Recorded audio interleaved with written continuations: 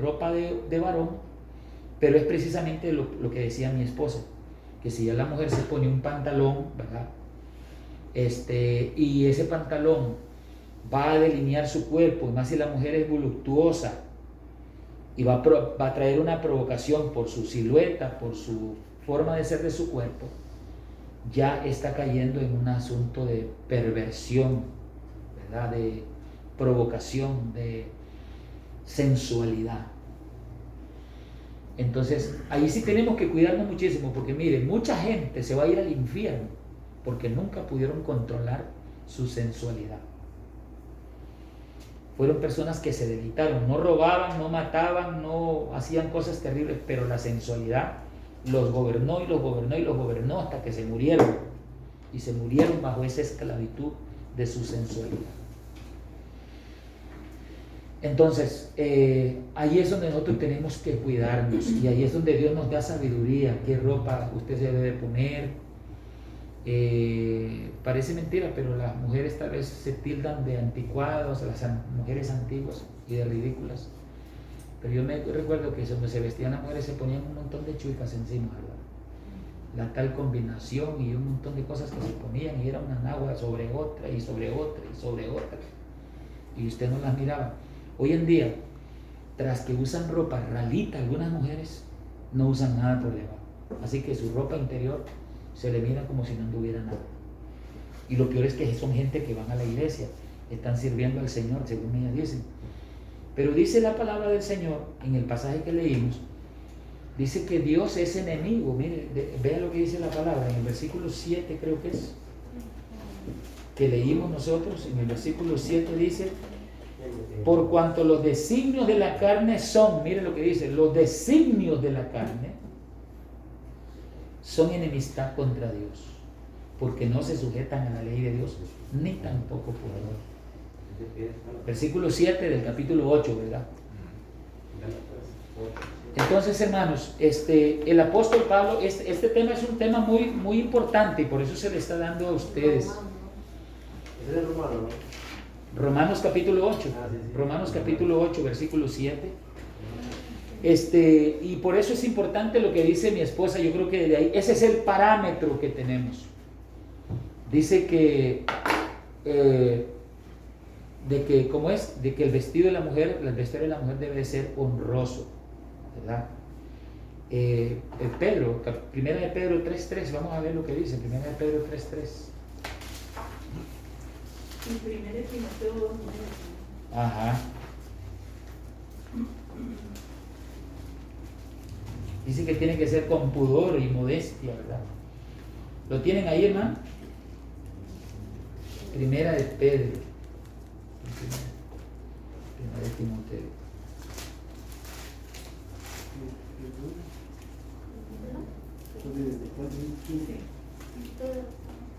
Ajá, ahí está, mire lo que dice. Versículo 3 dice: vuestro atavío. Porque el apóstol le está hablando aquí a las mujeres. En el versículo 1, leamos desde el versículo 1. Versículo 1 del capítulo 3 de primera de Pedro. Le está hablando a las mujeres. Dice: asimismo, vosotras mujeres, estad sujetas a vuestros maridos, para que también los que no creen a la palabra sean ganados sin palabra por la conducta de sus esposas. Considerando, le sigue hablando a las mujeres, considerando vuestra conducta casta y respetuosa. Versículo 3 dice: vuestro atavío, o sea, vuestro vestuario, lo que está diciendo atavío es vestuario. Dice: vuestro atavío no sea el externo, de peinados ostentosos, de adornos de oro, de vestidos lujosos, sino el interno, el del corazón, en el incorruptible ornato de un espíritu afable y apacible, que es de gran estima delante de Dios. Porque así también se ataviaban en otro tiempo aquellas santas mujeres que esperaban en Dios, estando sujetas a sus maridos, como Sara obedecía a Abraham, llamándole Señor, de la cual vosotras habéis venido a ser hijas, si hacéis bien sin temer ninguna amenaza. Primera de Timoteo 2:9. Ajá, ahora primera de Timoteo 2:9. Vamos a ver, primera de Timoteo 2:9. Regresémonos un poquito ahí. 2:9. Más bien es Pablo el que le habla a Timoteo. 2:9. Dice, quiero pues, vamos a ver en el versículo 8. Primera de Timoteo 2:9, ¿verdad? Quiero pues que los hombres oren en todo lugar levantando manos santas sin ira ni contienda. Y en el versículo 9, miren, ahí Pablo les habla a las mujeres. Dice, asimismo que las mujeres se atavíen, volvemos a hablar de la palabra ataviar, es que se vistan de ropa decorosa, con pudor y modestia. Y luego sigue hablando, ¿verdad? No con peinado ostentoso, ni oro, ni perlas, ni vestidos costosos, sino con buenas obras, como corresponde a mujeres que profesan piedad. Ahí va a ver el apóstol habla mucho del peinado, porque en esa época se había disparado un pecado grande en las mujeres en esa época, según los historiadores. Era en la época de la cultura romana. La cultura romana empezó a invadir a la gente. Y una de las cosas era que las mujeres se dejaban crecer el cabello, pero ellas se formaban con perlas y cadenas de oro y se llenaban de prendas carísimas y preciosas y se hacían como un pelucho para arriba que se hacían con el pelo, ¿verdad? Estuvo de moda en esa época un pirucho que se hacían para arriba que medía tal vez a veces hasta 40 centímetros de alto el pirucho, y con todo aquel montón de joyas preciosísimas, carísimas, y vestidos carísimos también. Este era un tipo de pecado, de vanidad, de seducción que había caído en las mujeres en ese entonces. Por eso los apóstoles les hablan mucho de peinados, de vestidos costosos. Ellos están hablando siempre peinado, peinado, peinado, por ese problema que había. No se peinaban así sencillo como se peinan ustedes, sino que se peinaban con arrogancia, con altivez, con orgullo de espíritu. Y los apóstoles siempre predicaron y predicaron en contra de esas cosas. Y lo otro era de lo que estamos hablando, que dice que la mujer debe vestirse con pudor, y pudor quiere decir vergüenza, que la mujer no sea desvergonzada para vestirse, sino que se vista con vergüenza. Hoy en día hay un problema serio que está agravando a la sociedad, y es que las mujeres se visten de enaguas largas pero desbocadas aquí y se le miran la mitad de los bustos. ¿Ustedes creen que es honesto eso? Yo no creo que una hija de Dios tenga que andar enseñando sus bustos. Apenas medio se agacha para hablar con usted y se le cae todo aquí y se le mira todo. Y yo pienso que una hija de Dios debe de guardarse en cuanto a eso, en su vestuario. Por eso hay que guardarse en su vestuario. Nos metimos en el vestuario nosotros, si el tema no era ese. Sí, cierra. A mí siempre me ha gustado, digamos, cuando voy a San José y veo tal vez una de esas prensitas que brillan, que venden, digamos, donde venden todos esos relojes. Ajá. Y a mí siempre me ha gustado, digamos, usar prensitas así brillantes y así, ¿me entiende? Yo no le veo ninguna malicia en eso, hermano. Yo digo que usted lo puede usar sin ningún problema. Eso es como el asunto del reloj. ¿Quiénes tienen reloj aquí de los hombres? Mire, yo tengo muchos relojes, mi esposa sabe. Pero yo usé tantos relojes desde carajillo que me cansé de usar reloj. Y ahora para ver la hora lo que ando es el teléfono. Pero si habláramos de eso, en el tiempo de los años 70 y los años 80 nosotros usábamos la corbata, los 70 obviamente, y usábamos una cosa que se llama un prensacorbatas, y traía perlas preciosas aquí. Algunos eran de oro con perlas preciosas como rubíes o diamantes, ¿verdad? Había prensacorbatas carísimos, vendían el juego completo, las mancuernillas y el prensacorbatas, y nosotros lo usábamos. Entonces, si a una mujer no se le va a permitir usar una prensita que es bonita y hasta puede ser cara, creo que entonces estaría prohibido para nosotros también usar el reloj, usar ese prensa corbata. Entonces lo hemos visto como algo normal, como algo sencillo. Porque yo le voy a decir también por el otro lado, la mujer debe de vestirse siempre y mayormente las casadas bien bonitas para su esposo. No es que va a andar ahí toda charraluda, como decimos en Nicaragua. Andar toda charraluda con el pelo que hasta que asusta. No, hermano. Yo pienso que la mujer debe de vestirse bonita, porque vestirse bonita es una cosa y vestirse vulgar es otra cosa. Son dos cosas distintas. No confundamos la gordura con la hinchazón, ¿verdad? Vestirse bonita es una cosa y vestirse vulgar es otra cosa. Yo pienso que las mujeres deben de vestirse bonitas, peinarse bonitas, ¿verdad? Usar champú para su cabello, que se vea bonita, agradable, olorosa. Eso es bonito en una mujer, ¿verdad?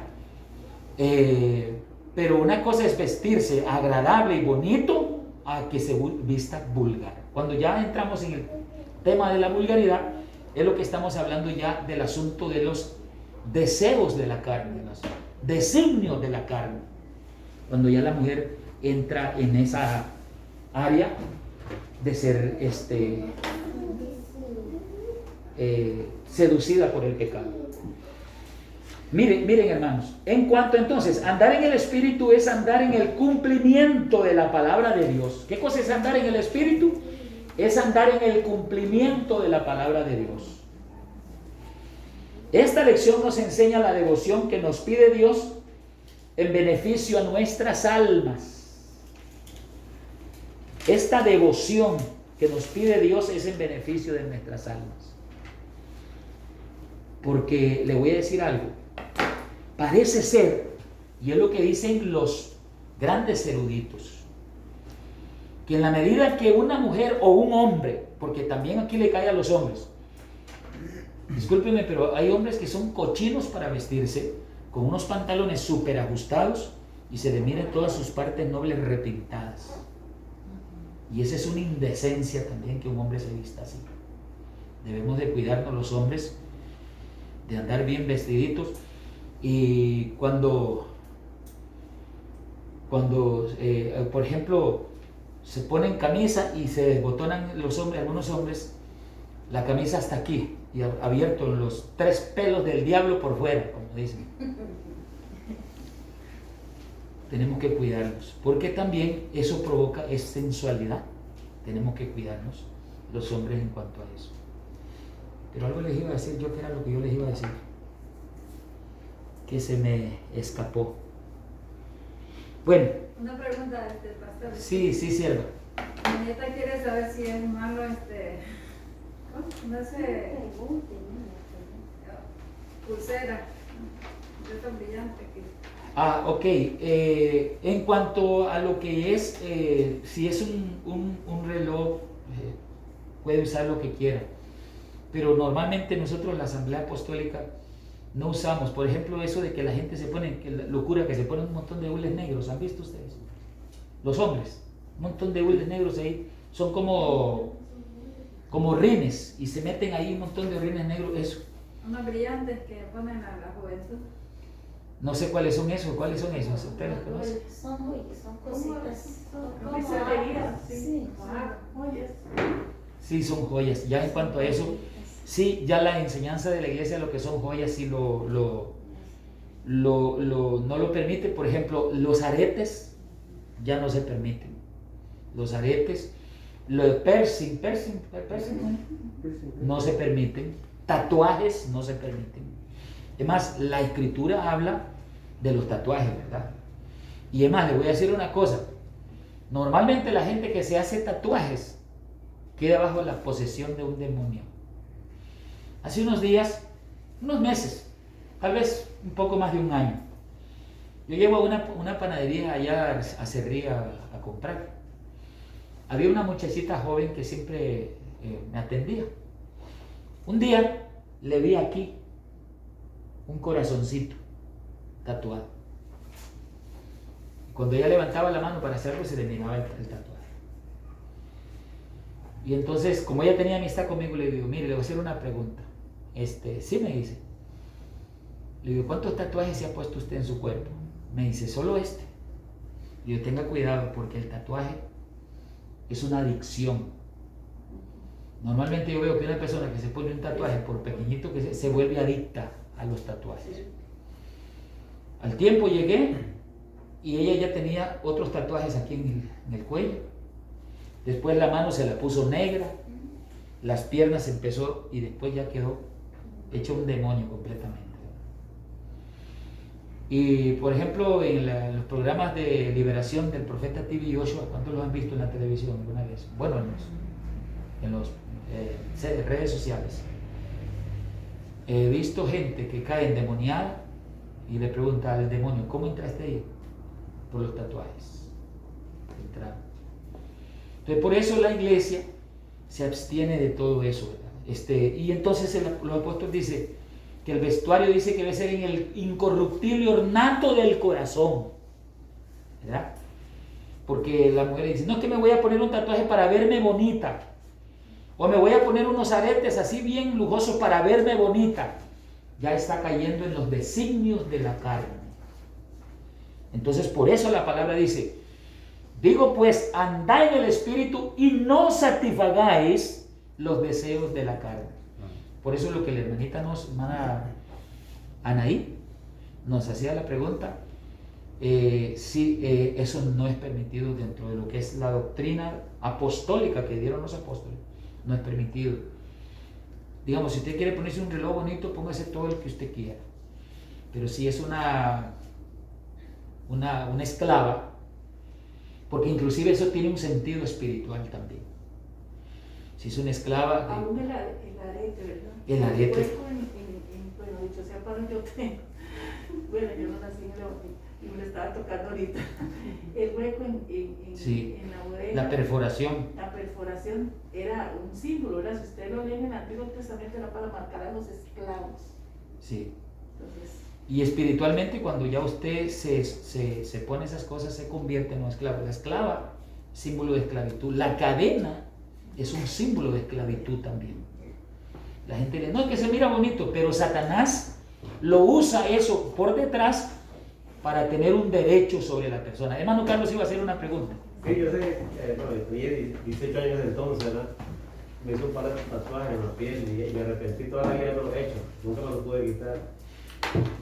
Hermano, ahí lo suyo no tiene ninguna relevancia, digamos, ni por qué se sienta culpable.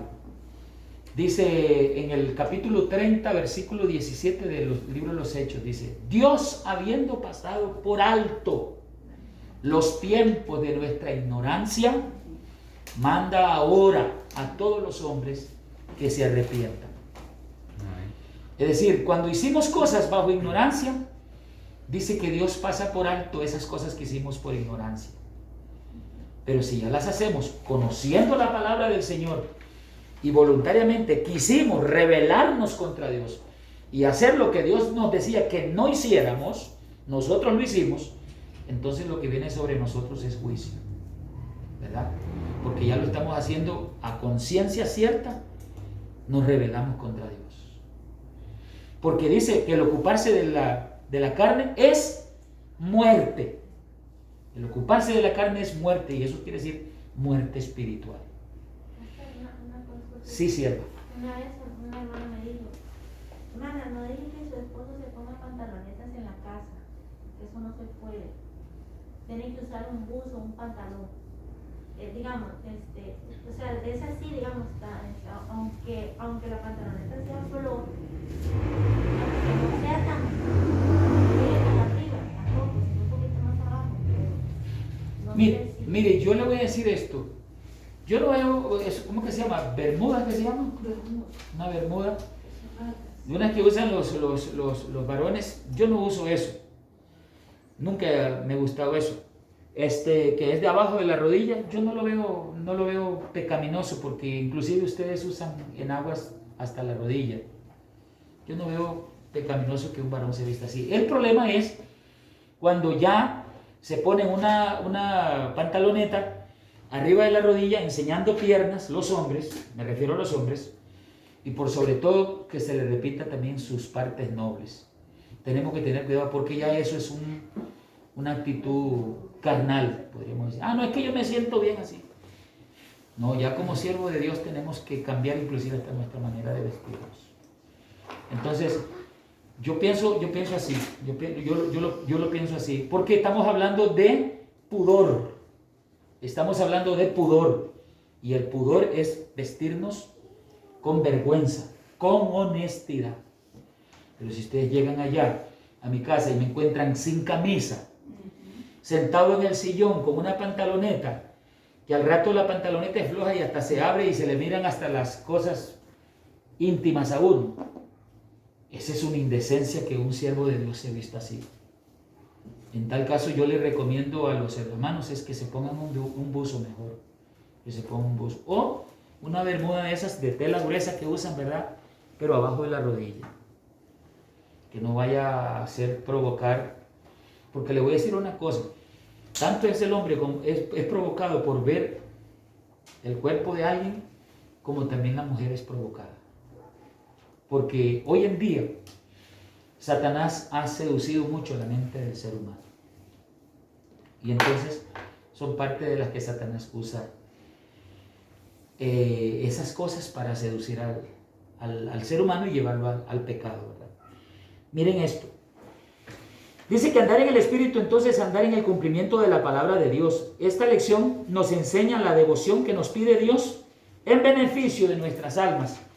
Y una de las cosas que nos pide Dios para andar en santidad, para andar en el Espíritu, una de los ejercicios que Dios nos pide para que nosotros andemos en el Espíritu es la oración.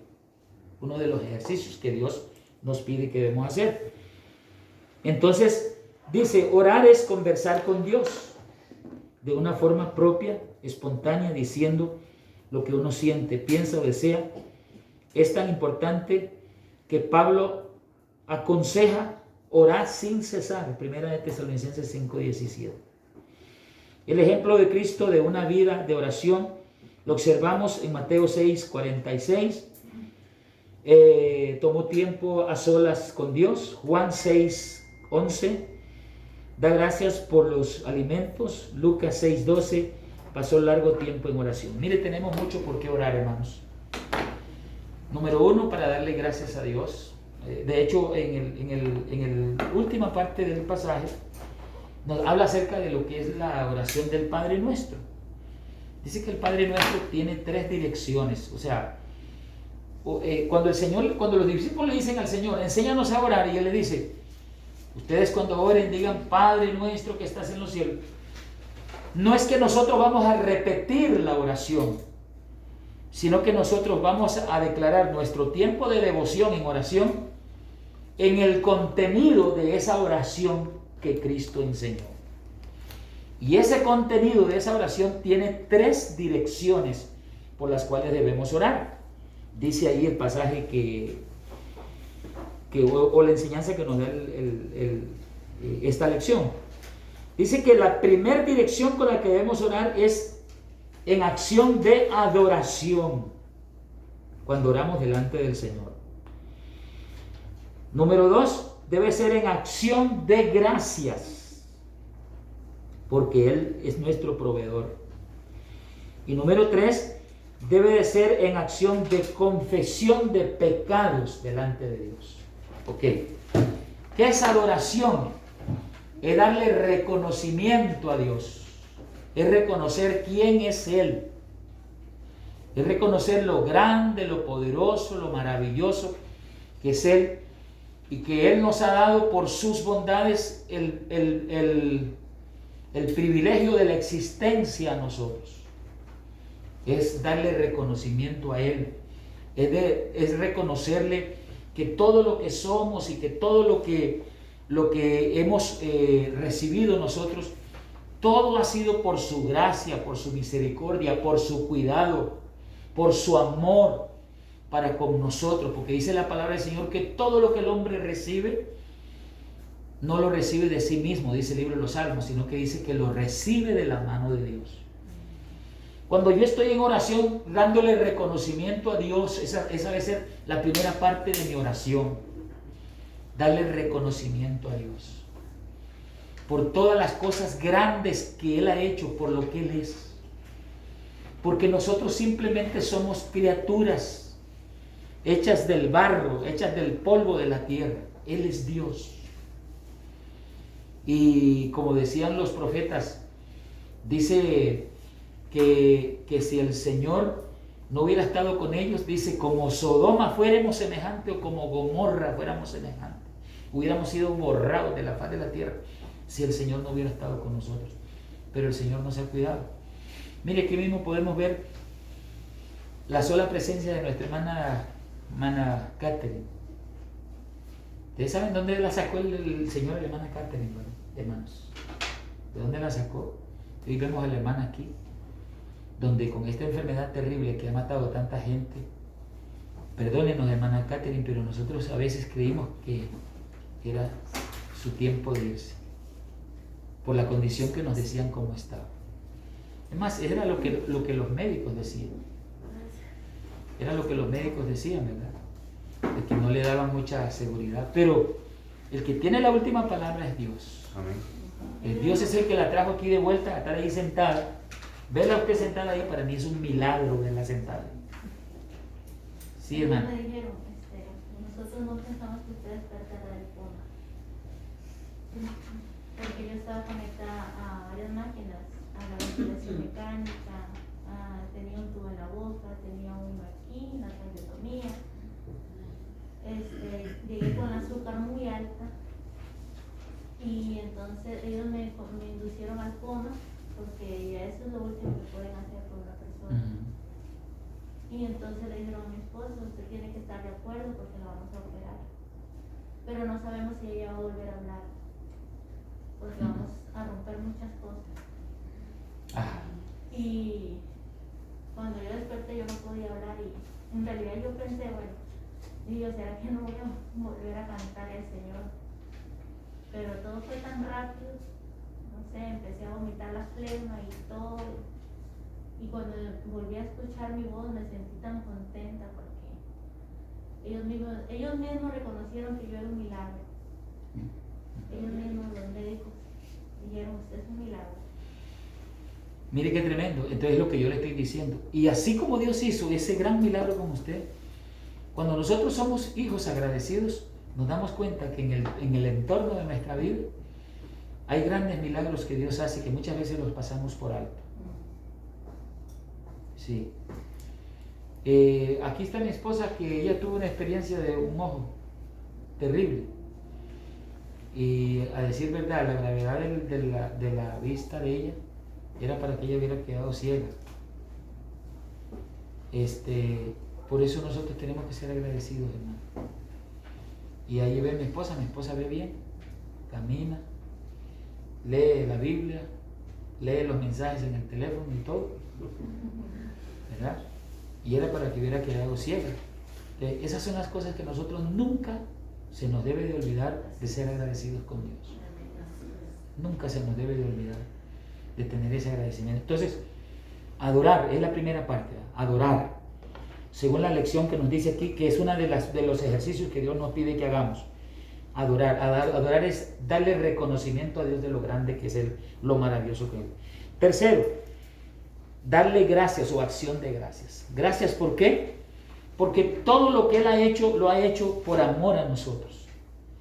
Nos dio el don de la vida, nos ha dado la salvación, nos perdonó nuestros pecados, nos llenó de su Espíritu Santo, nos ha dado una familia, nos ha dado un esposo, nos ha dado una esposa, unos hijos preciosos, nos ha bendecido con casas, nos ha bendecido con un buen trabajo, nos ha permitido la salvación preciosa que Cristo nos trajo.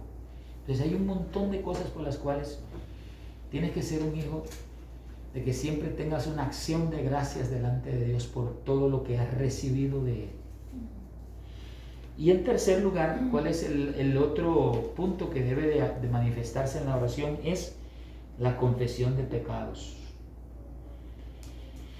Cuando dice perdónanos nuestras deudas, esto debe ser un paso diario en la oración. Sea específico con Dios. Llame al pecado por su nombre. Es importante reconocer qué tipo de pecado hicimos y hay que confesárselo a Dios. Claro, hay pecados que hay que confesarlo a la autoridad. Porque en el libro de Santiago, el apóstol dice que cuando son pecados así graves, dice que hay que confesárselo a la persona que hemos agraviado. Dice, confesaos unos a otros para que seáis sanados. Porque si no se confiesa el pecado a la autoridad, nunca va a haber sanidad en el alma. La persona va a quedar bajo una maldición, bajo un juicio, por no haber confesado su pecado. Pero cuando yo hablo de confesiones de faltas delante de Dios, es cuando nosotros, por ejemplo, cuando pensamos algo malo o cuando vimos algo que no debíamos ver. Realmente nosotros los hombres tenemos esa debilidad de que se nos desvían los ojos a ver cosas que no tenemos que ver. Pero es necesario que nosotros al venir delante del Señor, pues confesar, como dice la lección aquí, hay que llamarle al pecado, pecado. ¿Verdad?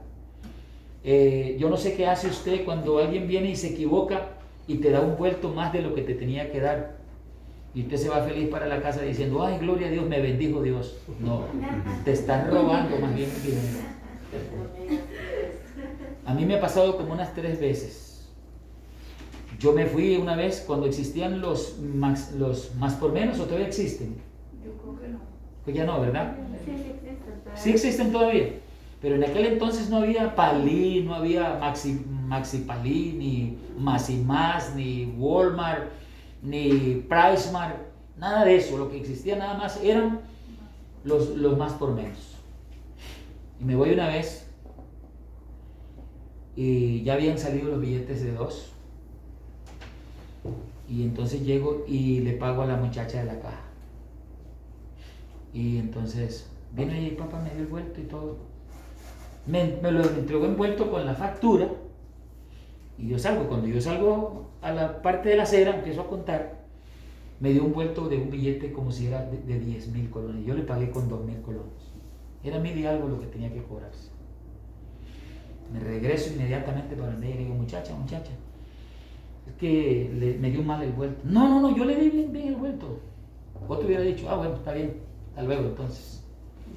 No, le digo, muchacha, mire, lo que le quiero decir es que usted me dio mal el vuelto y que usted me dio más plata de lo que tenía que dar. Entonces la muchacha se quedó así paralizada. ¿En serio? Me dice, sí. Le digo, mire, yo le pagué con un billete de 2. Me dice, no fue con 10. Ya estaban los de 10,000. No fue con 10, le digo, no fue con un billete de 2. Me dice, ay, Señor, muchas gracias.